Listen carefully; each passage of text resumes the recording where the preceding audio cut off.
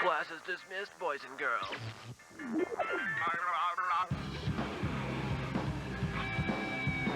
You're in. The zone! Previously on the YTV Retrospective. Alright, and he does it! Did I hit the camera? That's okay. Sorry.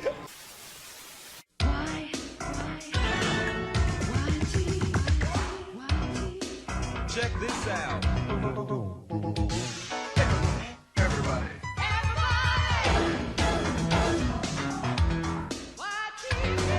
Check it out. A little while back, we took a look at a feature film that YTV was involved with, and that was the 2003 movie Blizzard. A Christmas movie about a Whoopi Goldberg reindeer helping a girl believe in herself and through the power of friendship become a great skater in the process. It had a star-filled cast, and unfortunately, bombed at the box office. It's an okay sports movie if you took out the involvement of Santa and any of the reindeer. 5 years later, they would try again for a movie. Rather than a theatrical release, they looked to a smaller screen. A direct-to-TV film. They tried with Blizzard to see if they can copy the success that Nickelodeon was getting with their film division, and decided to take a page from one of Nickelodeon's greatest rivals. I mean, yes, they are rivals and have made live-action TV movies before, but the ones we are going to talk about stem from a channel that made it into a genre all its own, and that is the Disney Channel. They've been making original TV movies for decades now, under the title of Disney Channel Original Movies. Many say they started in the late 90s, but did you know that they started even earlier than that? Believe it or not, they started in the early years of the Disney Channel, back in the early 80s. As a premium cable channel, they needed to create content that would make sense to pay the premium for. While they did have content for kids like Mouser Size, Dumbo Circus, and Welcome to Pooh Corner, shows for families like Danger Bay, The Raccoons, and the Edison Twins, and for the adults were classic movies and concert specials. They needed something more, hence the creation of Disney Channel Premiere Films. And it started with the 1983 sports drama Tiger Town, about a boy dreaming of one day seeing his baseball team, the Detroit Tigers, win a World Series. They actually would the following year, and in that time they would make many premiere films until 1997. Some examples include the two sequels to the 1961 movie The Parent Trap, the sequel to the Canadian miniseries Anne of Green Gables, which was popular enough to spawn a TV series that was the channel's most popular show for a while in Avonlea, the Not Quite Human trilogy starring Alan Thicke, about him creating a robot son and how he goes through life, and Mother Goose Rock and Rhyme, starring Shelley Duvall, and it's a bit of a trip. Tonight, on the magical world of Disney, Shelley Duvall leads an all-star cast through the pages of Rhineland in a wacky search for Mother Goose with Harry Anderson. Are you guys gonna pick up some pickled peppers or what? Cyndi Lauper, Woody Harrelson, Allergic to wool. Pia Zadora, More curtain way? Ben Vereen, Gotta go. David Leisure, Paul Simon, It's Simple Simon. Bobby Brown, Gary Shandling, Terry Garr, Water? Hey, no problem. Howie Mandel, Boy, sometimes I really crack me up. Cheech Marin, I'm talking to you. 1/10 out of a dollar. One time you can see the cow jump over the moon. Little Richard, and Gene Stapleton as Mother Goose. They're all rockin' in Rhineland in the original Disney Channel premiere film. Mother Goose Rockin' Rhyme. Tonight. Cut to 1997. The channel decided to go for a full rebrand, aiming for more kids and teens. After using the same branding for over a decade and becoming a basic cable channel, the premiere films were rebranded as the Disney Channel Original Movie. Starting with the movie Northern Lights, about a woman who inherits a nephew she never knew she had, starring Diane Keaton. And over time, they would create movies that were either hit or miss, many of which would contain up-and-coming stars that would be a part of their original series, or other works outside of Disney. On one hand, you have movies like Phantom of the Megaplex, Johnny Tsunami, Xenon Girl of the 21st Century, Halloween Town, and The Cheetah Girls. On the other hand, you have Stepsisters from the Planet Weird, Can of Worms, Gotta Kick It Up, and Double Teamed. But they figured it out in 2006, when they decided a musical would be their Hail Mary. Guess you could say they bet on it. Bet on it, bet on it, bet on it, bet on it. High School Musical. And it was a roaring success. Everybody remembering the songs by heart, or people seeing the karaoke version. It was a phenomenon, getting, in my opinion, a better sequel, which did even better, and a third movie that went theatrical. Musicals were the way to go for the Disney Channel original movie, and more would follow. This is what YTV and Benson Dale Productions would try and experiment with in 2008. Can they do a television movie in the same vein as High School Musical? Let's find out with King of the Camp. Kings and queens and all it means, it's all the kids are talking about. Our movie begins with a radical session of wakeboarding. It is here where we see our main character, Will, played by Justin Stadnick. He's an average guy who is hired to be a kitchen assistant at a summer camp called Camp Wahanawin, which is an actual camp they filmed at in Aurelia, Ontario, where most of the counselors are rich kids, led by Chase Gunn, played by Isaac Craig, who uses his power of nepotism to get what he wants, as his father owns the camp. Hey! Either get down here and open this gate for me, or go back to painting fences in whatever one-horse town you're from. Yes, Chase. And it's Mr. Gunn. Yes, Mr. Gunn. Here we see his girlfriend, the yoga instructor Jackie, played by Dina Charkowski, until a car rolls up with not Sharpay and her entourage, the dance instructor Samantha, played by Tanya Harper. Jackie, honey, it's so good to see you.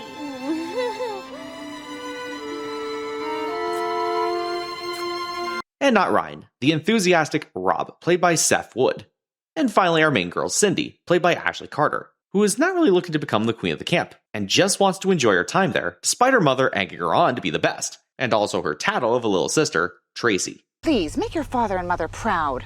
If you want to have a chance at becoming queen. Mom, nobody really cares about being king or queen, except Chase. And we get to our first musical number, and good God, all of these Windows Movie Maker transitions are so distracting. The editing does not help the sequence at all, despite the song being decent.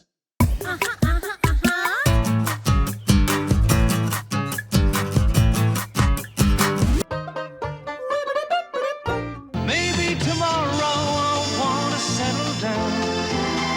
Until tomorrow I'll just keep moving on. We've got spirit, we've got grace. Step aside and mind your place. We've got style, can't you see? Pretty soon you'll envy. Feel like we're ready for it all. Ready for it all. The kids arrive, and one girl ends up being lost. She ends up running into Will, who tries to help her out. And then Cindy runs into them both, and sparks begin to fly. Here, let me help you with this. I can take the bag. Oh, it's okay. No, please. I insist. All right, thanks. But there's already a pecking order with the staff, as the kitchen staff are the lowest of low, even though they work hard to make the food. I get what they're trying to do, a similar chemistry to Troy and Gabriella of High School Musical. A guy that loves to play basketball and is a superstar for his school and team that force additional pressure on him to succeed. A girl that is smart in her academics that wanted to push herself out of her comfort zone and school stereotype. But everyone wants them to fill their school clique, hence the song Status Quo. Here we have a song called The Great Divide, as in the entire camp is everyone for themselves in terms of the spotlight. But the setup just doesn't work here. A kitchen chef and a camp counselor, and that's seen as a bad thing? Oh my god, he's a vampire. Quick, we need a werewolf to vie for Cindy's affection. Sparkly vampires, glittering werewolves. Will tries to talk to Cindy, but ends up running into Chase and his entourage, and puts him in his place. Back to the kitchen boy. Unless you want me to fire you right now. We then see the kids, which includes a kid who only speaks in terrible rap. Yo, gather round, check out what I found. Might be a mistake, but I think that's a snake. A snake? I have a phobia of snakes. And the girls who already know of Cindy's crush and egg her on to try to be the queen of the camp, with another musical number.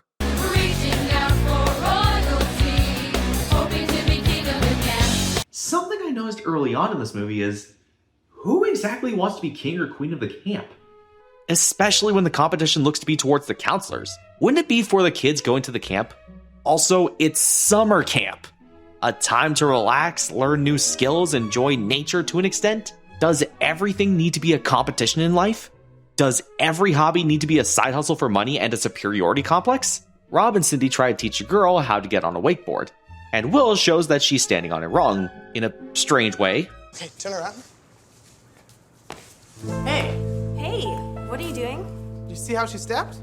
So? So that means she rides Goofy. Until Chase and his father shows up. Isn't that the new kitchen boy? Sure is. He must have wandered off. But it won't happen again. This doesn't look good, son. You cannot be letting kitchen staff into main camp. I got it covered, sir. Jeez, this guy has a deep-rooted hatred for kitchen staff. Did one of them spit in his food or constantly ask for a Google review? Now why don't you make like a tree and get out of here? It's leave, you idiot. Make like a tree and leave. You sound like a damn fool when you say it wrong. All right then, leave! Jackie and Samantha compete for who gets the time in the gym, and also competing for Chase, with another musical number. It's more than your hair or the clothes that you wear. It's all about your point of view. Sterling Jarvis, what are you doing here? We're on the road to success. Will, Rob, and Cindy then head to the water for a wakeboarding montage.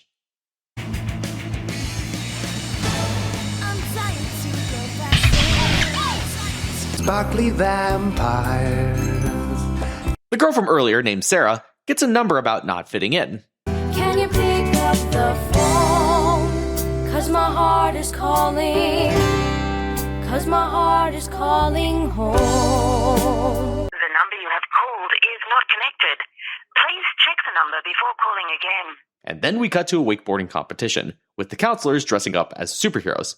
Rob is nervous to impress Samantha, and decides to have Will swap places with him. And everyone is impressed, even Samantha.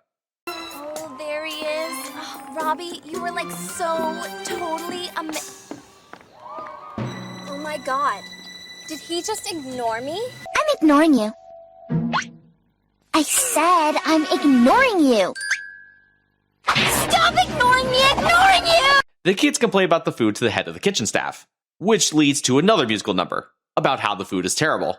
Everybody get in line. The soup is hot, the beef is fine. Try the cannelloni. All those chunks are cold bologna. Bleed going through my veins. I serve dead monkey pudding and platypus brains. I'm grandmother stuff from.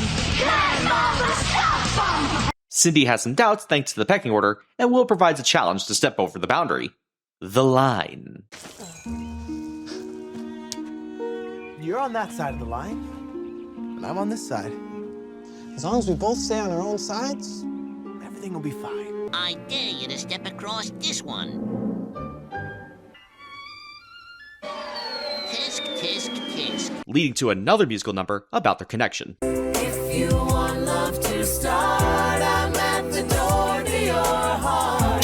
Don't you hear me? Later that night, Chase and his entourage are hungry for snacks and decide to scare the kids out of theirs with a spooky story with, in my opinion, the worst song of the movie. Scully McGee is coming. He's coming to seek you out. He's coming, he's coming, he's coming. He's coming to your bed. He's coming, he's coming, he's coming. He's coming for somebody's head. Story is lame. I could do you one better. Have you ever heard the story of Candlejack?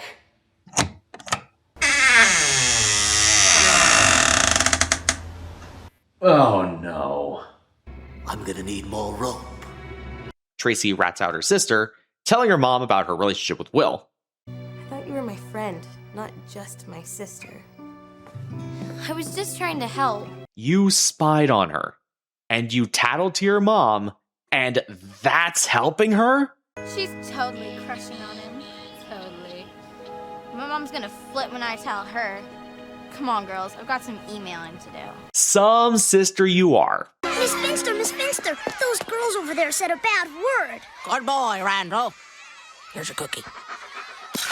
A campfire of drama and misunderstandings occur, with Samantha revealing her shallow feelings to Rob for Chase, when Jackie is right there, the home wrecker. Cindy comforting Rob in the rejection, with Will mistaking them for hooking up. The next morning, the Camp Olympics begin, going well for both teams, leading to the rock climbing competition, resulting in a tie. The tiebreaker is, you guessed it, a wakeboarding jumping competition. How predictable. But Samantha sabotages the competition by accidentally breaking Rob's toe. Clumsy moi. Samantha. Sarah calls upon Will to take his place despite not being allowed to join the competition. And he accepts. Let me guess. Will does the jump like he did earlier in the movie? Nope. He overhears Chase's father threatening his son's job should he lose to a kitchen boy. I'm sorry. I'll beat him and that'll put him in his place. That's not the point, son. If we start making heroes out of these people, what's next? Have the maids playing badminton, the janitors doing... And he lets go of the rope before the record line to lose, and show he has heart. Sparkly vampires. You lose. Nepotism is great.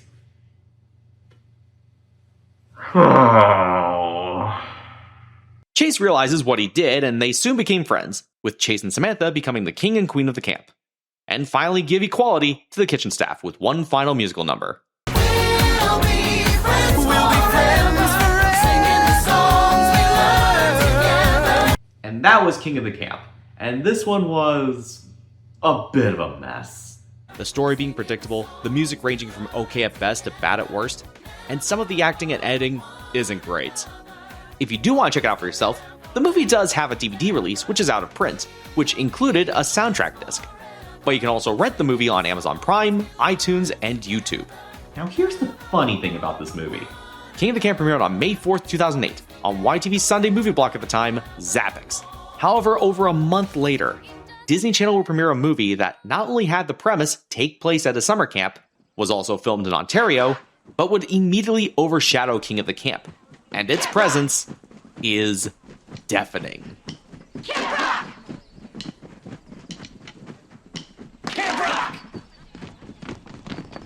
Camp Rock, starring an up-and-coming Demi Lovato and popular boy band at the time, the Jonas Brothers. It was immediate with its impact. The second highest viewed Disney Channel original movie behind High School Musical 2, DVD sales were booming and became Family Channel's second most viewed Disney Channel movie behind the first High School Musical. Despite getting mixed reviews from critics, it is one of Disney Channel's most iconic movie franchises in the 2000s, behind High School Musical, getting a sequel in 2010, soon to be a third in 2026. As for King of the Camp, yeah, it was unfortunately a one and done. Their first and only attempt at a Disney Channel original movie, and had a lot of bugs that bug spray can't repel.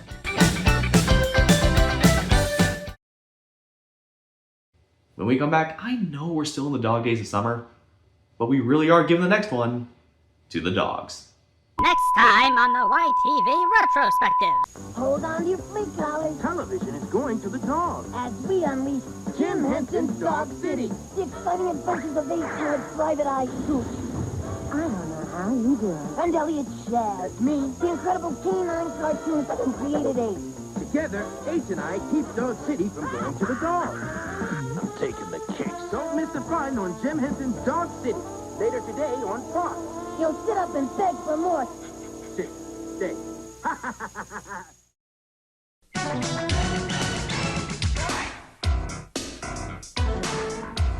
Why? Check this out.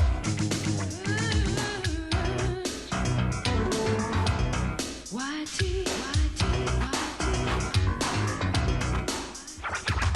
Everybody.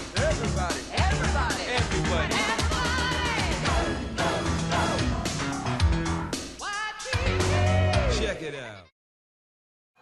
Do you think you could help me with my bag there? Yeah, sure, Ben. I'll be right there, buddy.